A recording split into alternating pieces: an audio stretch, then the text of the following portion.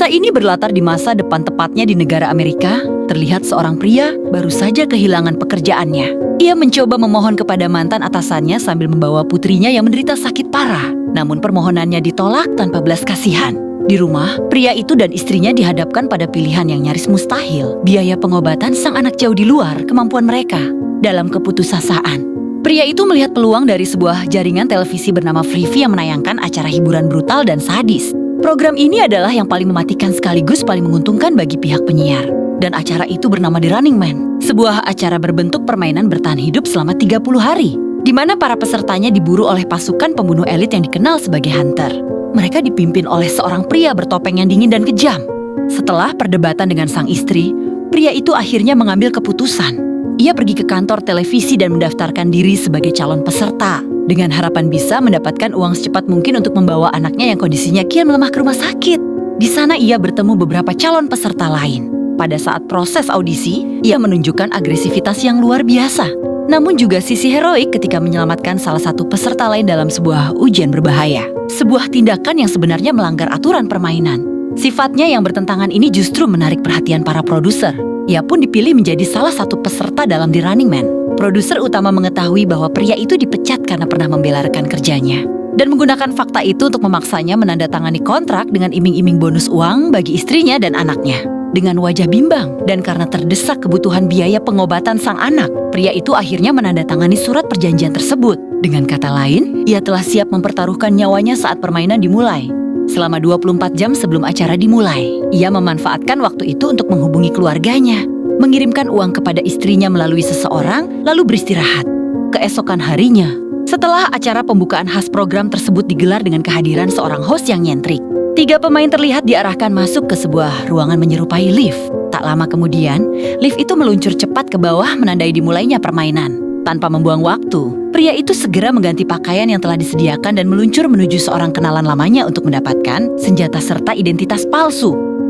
So what's your plan? I don't know. Lay low with my own kind. Kemudian, pria itu melanjutkan pelariannya menuju kota New York dengan menaiki kereta. Di dalam kereta, penyamarannya sempat disadari oleh seorang anak kecil yang duduk di hadapannya dikarenakan kumis palsunya hampir terlepas. Namun dengan cepat, ia merayu anak itu agar tetap diam. Setibanya di tujuan, ia menyewa sebuah kamar di salah satu hotel. Di dalam kamar tersebut, ia merekam video tugas hariannya.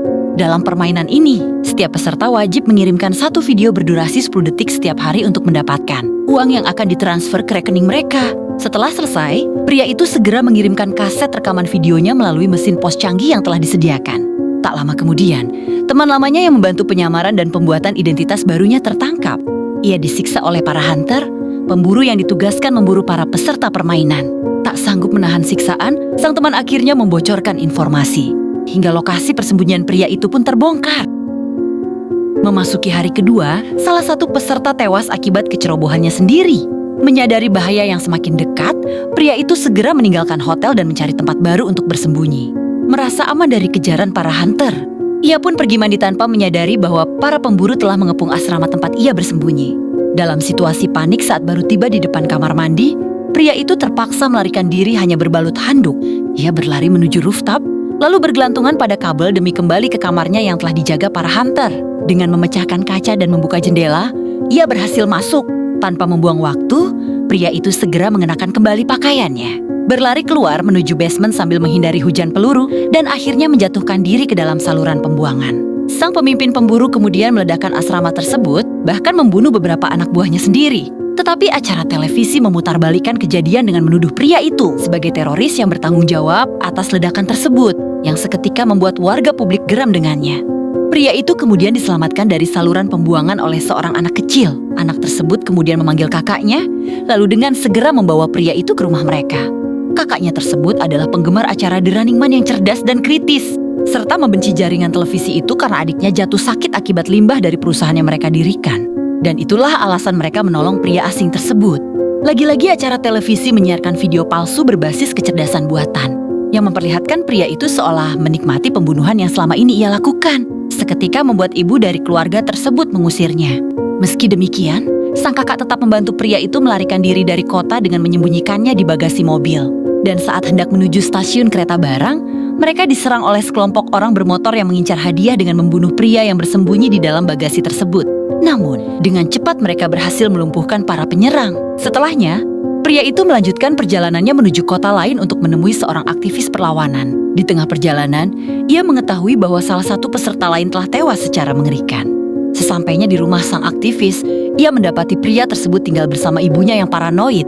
Aktivis itu adalah anak dari seorang polisi jujur yang dibunuh karena melawan sistem. Dan ia melihat pria buronan itu sebagai simbol baru perlawanan rakyat. Tak lama kemudian, lokasi mereka terdeteksi. Sang aktivis memilih untuk melawan, rumahnya diubah menjadi benteng penuh jebakan mematikan yang menewaskan banyak pemburu. Namun ia gugur dalam aksinya. Sementara pria itu berhasil lolos setelah menghancurkan kendaraan salah satu pemburu di sebuah jembatan. Dalam pelariannya, pria itu membajak mobil seorang wanita muda kaya yang selama ini begitu sangat mempercayai propaganda pemerintah. Perlahan, wanita itu mulai sadar setelah melihat berita palsu di televisi yang menampilkan dirinya menangis ketakutan. Padahal ia baik-baik saja, menyadari kebohongan besar yang selama ini ia telan. Wanita itu memutuskan membantu pria tersebut menuju lapangan terbang milik para pemburu. Sesampainya di tempat, pria itu melakukan gertakan nekat dengan berpura-pura membawa sebuah bom besar. Ia mengancam akan meledakkan segalanya kecuali diizinkan menaiki jet menuju Kanada bersama wanita itu. Para pemburu terpaksa menuruti tuntutannya. Ia juga memaksa sang pemimpin pemburu membuka topengnya dan ikut naik ke pesawat. Di dalam pesawat, produser utama menghubungi pria itu dan mengungkapkan bahwa ia tahu bom yang dibawanya sebenarnya palsu. Melalui alat pemindai canggih saat pria itu naik pesawat, produser tersebut mengetahui bahwa bom itu hanyalah dompet milik wanita yang mobilnya dibajak. Ia kemudian menawarkan posisi aman sebagai ketua para pemburu. Dengan syarat, pria itu harus mau membunuh pemimpin pemburu saat ini. Untuk memancing emosinya, produser itu menayangkan rekaman palsu berbasis kecerdasan buatan yang menunjukkan istri dan anak pria itu telah dibantai oleh anggota para pemburu.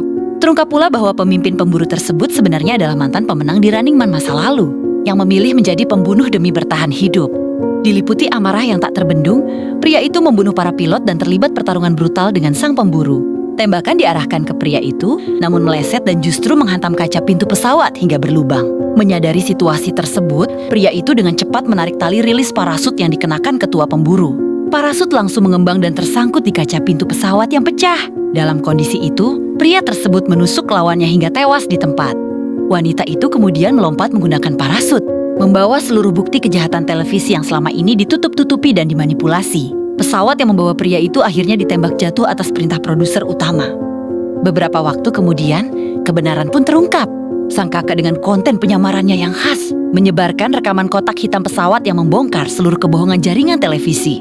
Terungkap juga bahwa pria itu selamat dengan kapsul darurat dan telah bersatu kembali dengan istri dan anaknya. Kemudian scene menampilkan di dalam studio, terlihat sang produser bersiap memulai musim baru dengan penuh percaya diri. Namun, penonton yang telah muak, mereka bangkit melakukan pemberontakan massal, melempar bom molotov dan menciptakan kekacauan. Di tengah kerusuhan itu, pria tersebut muncul dari balik bayangan. Ia berjalan tenang menuju panggung tempat sang produser terjatuh. Di hadapan kamera yang masih menyala, ia menghitung mundur dari 5, lalu menembak kepala produser itu, dan mengakhiri permainan mematikan tersebut untuk selamanya. Kemudian film pun selesai.